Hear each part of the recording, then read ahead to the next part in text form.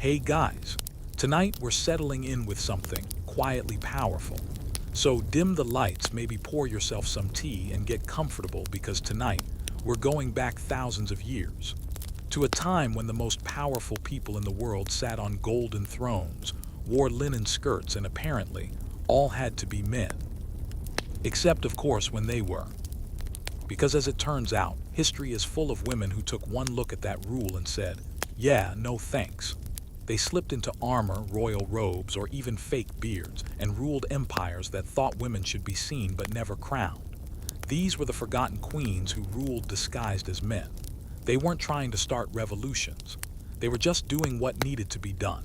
And for that, history either erased them or worse, pretended they were men all along. So let's drift back to the ancient sands of Egypt, where one of the boldest royal deceptions in history began with a young woman named Hatshepsut. Hatshepsut was born around 1500 BCE, give or take a decade, because ancient Egyptian birth certificates weren't really a thing. She was the daughter of Thutmose I, a solid pharaoh with good bones, decent expansionist policies, and a name that sounds like someone sneezed mid-pronunciation. When he died, the throne went to Thutmose II, Hatshepsut's half-brother. Yes, half-brother. And yes, they got married. Because Egypt at the time was still deep in the keep it in the family era of dynastic planning. Now, Thutmose II wasn't exactly what you'd call robust. He had the energy of a man perpetually allergic to sunlight, and his reign didn't last long. After he died, there was a problem. His heir Thutmose III was just a toddler. Tiny crown, zero political experience, which meant someone had to rule Egypt until he could, well, stop drooling on the scepter. That someone turned out to be Hatshepsut. At first, she did what queens normally did in that situation. She ruled as regent. She was supposed to be a kind of royal babysitter, keep the country running. Don't touch the throne too much, and definitely don't start calling yourself pharaoh. But Hatshepsut had other plans. After a few years, she just stopped pretending. She began taking on the full royal titles usually reserved for men. She even had herself depicted wearing the pharaoh's beard, a ceremonial fake beard made of goat hair or metal, because, nothing says I'm definitely a dude like gluing a wig to your chin. But here's the wild part. The Egyptians went along with it. Not because they thought she was a man necessarily, they just accepted that she was wearing the role. In art, she gradually transformed. Early statues show her as a woman in a queen's dress. Later ones, full male regalia, bare chest, muscular arms, fake beard, the works. She didn't change gender, she changed iconography. Because to rule, she had to look like a king, not a queen. And you know what? She was good at it. Under Hatshepsut, Egypt didn't fall apart, it flourished. She launched massive trade expeditions to punt a mysterious land somewhere near modern Somalia. She built Deir el-Bahari, a temple complex so grand that later rulers copied it for centuries. She even managed to avoid endless wars, a rare feat in a region that considered peace an exotic foreign concept. Her reign lasted around 20 years, and then she disappeared. Not dramatically, just the quiet kind of disappearance that happens when someone dies and their successor decides to delete them from history. Because when Thutmose III, that toddler she babysat, finally grew up, he decided he wasn't too keen on sharing the family scrapbook. He had her name chiseled off monuments, her statues smashed, her memory systematically scrubbed away. For centuries, historians didn't even know she'd existed. They thought there was just a weird gap in the royal line, where someone forgot to fill in a name. It wasn't until the 19th century, thanks to archaeologists piecing together the clues, that Hatshepsut was rediscovered. The forgotten pharaoh who'd ruled disguised as a man, and done it better than most of the actual men. It's kind of poetic, really. Hatshepsut didn't disguise herself because she wanted to trick anyone. She did it because the system couldn't imagine a woman sitting on that throne otherwise. So she didn't fight it, she played by its rules and quietly beat the game. Egypt's prosperity under her rule wasn't a fluke. It was the result of competence, something her beard-wearing male successors didn't always have in abundance. And though Thutmose III tried to erase her, the irony is that his little act of vengeance only made her story more fascinating. Because now, we remember her precisely because she was erased. Let's float forward now to another woman who pulled off something similar, but on a completely different stage. A world of castles, horsemen, and suspiciously shiny armor, where being born female was a political inconvenience and pretending otherwise could make or break an empire. And this next queen didn't just wear men's clothes. She ruled, fought, and survived under an identity no one dared to question, at least, not until it was far too late. So take a breath, refill your tea, because we're leaving the Nile's golden sands behind and gliding toward the cold stone halls of medieval Europe. All right, let's ease back into it. Take a slow breath, maybe dim the lights a little more, because now we're drifting from the warm glow of Egypt into something colder, marble, incense, and candlelight echoing down the corridors of a Byzantine palace. The Byzantine Empire was, by all accounts, a political pressure cooker with fancy robes. It had emperors, patriarchs, endless court drama, and more backstabbing than a season of Game of Thrones, just slower and with better mosaics. And right in the middle of that glittering chaos was a woman who ruled the empire in secret in public, and eventually in her own name. Her name was Irene of Athens. She was born around the middle of the 8th century, back when the Byzantine world was obsessed with icons, as in religious paintings, not pop stars. People were actually killing each other over whether it was holy or blasphemous to have pictures of Jesus hanging around. Irene probably didn't imagine she'd have to deal with any of that, being just a noblewoman from Athens. But fate, or politics, which is really just fate with paperwork, had other plans. When she was in her teens, she was chosen to marry the young emperor Leo IV. They needed a bride for him, and she was apparently beautiful, educated, and properly Greek, which at the time was like saying she came with built-in prestige. So off she went to Constantinople, suddenly an empress. Leo wasn't the warmest husband. He was devout, serious, and probably allergic to fun, the kind of man who'd frown if you laughed during dinner. Still, they had a son, Constantine. And when Leo died young, in his 30s, Irene found herself in a very familiar royal situation, ruling as regent for a boy too small to wear the crown without tripping over it. For a while, she played the part perfectly. Soft-spoken, pious, motherly, all the right things for a temporary caretaker. But as Constantine grew older, Irene grew fonder of the idea that she didn't need to hand over power at all. The empire ran smoother under her. People respected her. Even the church liked her, which was no small miracle, given that the church didn't usually approve of women running empires. But her son didn't share that enthusiasm. Constantine wanted to rule. He wanted to be emperor in more than name. And so began one of history's strangest and most awkward family feuds, the kind where dinner conversation involves an army. By the time Constantine turned 16, things were tense. Irene had surrounded herself with loyal courtiers. Constantine, on the other hand, gathered people who were tired of taking orders from a woman. The empire quietly split between Team Mom and Team Son. For a few years, they performed an uneasy dance sharing power, issuing decrees together, pretending everything was fine. It was. Eventually, Constantine decided to act. He tried to take full control, sidelining his mother, and for a while he succeeded. Irene was pushed out of the palace, effectively retired, which, in Byzantine terms, meant wait here until we decide whether to exile or strangle you. But Irene was far too patient to stay defeated. In 797, she made her move. While Constantine was away, she staged a palace coup. Her loyal guards stormed in, seized the emperor, and this part's rough, had him blinded. It was a common Byzantine method of disqualification. You couldn't be emperor if you were maimed. Irene, as history likes to point out, might have ordered the blinding herself. It's the kind of dark little detail that gets whispered down the centuries.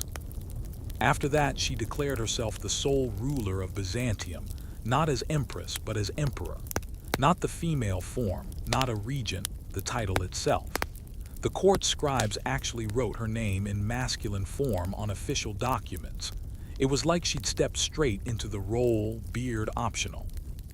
Now this didn't exactly go over smoothly. Half the empire pretended to be fine with it. The other half grumbled about divine order and unnatural things. But what could they do? Irene controlled the army, the palace, the treasury, and perhaps most importantly, the image. She had herself portrayed on coins, sitting alone on the throne, holding the orb and scepter, just like every man before her. And for about 5 years it worked. Byzantium didn't fall apart. Trade continued. The bureaucracy, that eternal Byzantine machine, kept humming along. But outside the empire, people noticed. Over in the West, the Pope looked at this situation and thought, a woman ruling as emperor, that doesn't fit the manual. So on Christmas Day in the year 800, he crowned Charlemagne as the new Roman emperor. That was, effectively, the Pope's way of saying, sorry, Irene, but we're rebooting Rome with a man this time. That moment split East and West forever. One empire became two, and Irene's reign was quietly downgraded in the history books. Still in her own world, she held on for a while longer, but power in Byzantium was like sand. No one could hold it for long. In 802, her ministers decided they'd had enough of being ruled by a woman who'd blinded her own son. They staged a coup, another one, and sent her into exile on the island of Lesbos. There, the once golden empress reportedly spent her last days weaving. The chroniclers, always dramatic, claimed she died poor and alone, which was probably an exaggeration but sounded poetic enough to stick. There's something oddly serene about Irene's story. She wasn't cruel by nature, just utterly pragmatic. She played the only game available, and she played to win. In a world where women could only rule by pretending to be men, she decided not to pretend. She simply became one, at least in title. And though the churchmen and chroniclers called her monstrous, she remains one of the few women in history who ruled a major empire entirely on her own terms. If Hatshepsut was the calm, calculating pharaoh who quietly slipped into a king's sandals, Irene was the cold fire that burned through every barrier in her way. One wore a fake beard, the other wore the title emperor. Different ages, same defiance. Let's float a little further now. From the marble halls of Constantinople to the misty mountains of Japan, where another woman, centuries later, would pull off a different kind of disguise. Not through royal decree, but through armor, loyalty, and silence. She didn't wear a crown. She wore a helmet. And her story blurs the line between history and legend so beautifully that even scholars can't quite agree where truth ends and myth begins. Take a slow breath, maybe stretch a little, because next we drift into the age of samurai and meet the warrior who might have been Japan's hidden queen. All right, let's drift softly into another world now, far from marble palaces and desert temples. A place where mist hangs over green mountains, where cherry blossoms fall like slow snow, and where honor, duty, and silence meant more than crowns. We're gliding now into medieval Japan. And somewhere inside that quiet, disciplined world, there lived a woman who might have been one of the greatest warriors in history, except most of her world never knew she was a woman at all. Her name was Tomo Gozen, or at least that's the name that survived. The truth is wrapped in centuries of legend. Historians still argue whether she really existed or if she's a poetic composite of every forgotten female fighter who ever rode into battle. But let's not get tangled up in that. Tonight, she's real enough for us. Tomo's story begins in the late 12th century, the era of the Genpei War, a brutal conflict between two great clans, the Taira and the Minamoto. It was a time when Japan wasn't one peaceful nation, but a patchwork of loyalties held together by swords and prayers. Tomo was said to be the companion, some say wife, others say trusted lieutenant of Minamoto no Yashinaka, a general who was both brilliant and, let's say, not great with boundaries. He was the kind of man who charged first and thought later, and in a world where women were expected to stay home, Tomo didn't. She rode beside him, fought beside him, led troops into battle.